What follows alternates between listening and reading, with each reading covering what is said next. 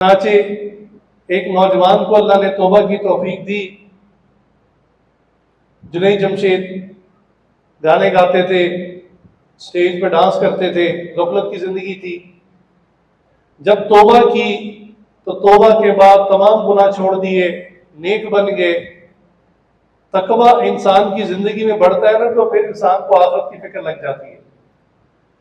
अब उनको ये ख्याल हुआ कि मैंने जो कुछ किया है उसकी तो वीडियोस बनी हुई है, अपलोड भी हुई है, तो ये तो सब आखिरत में मेरे गुनाहों के ऊपर गवाह हो जाएंगे।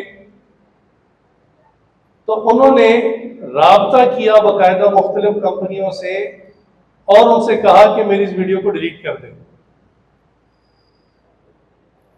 बाज ने तो डिलीट कर दी, लेकिन बाज ने कहा कि नहीं जनाब, हमने आपके इस गाने पर इतने लाख रुपए स्पॉन्सरशिप के दिए हुए, बड़ी बड़ी कंपनियों ने पैसा लगाया हुआ था, तो आप इतना पैसा हमें वापस कर दें, हम आपके गाने डिलीट कर देते हैं।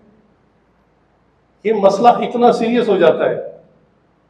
इसलिए अपने गुनाहों पर अव्वल तो गुनाह करे ही नहीं, लेकिन अगर गुनाह ऐसा हो जो छूट ना रहा हो तो कम से कम इतनी अक्लमंदी करें कि उस पर गवाह ना बनाए।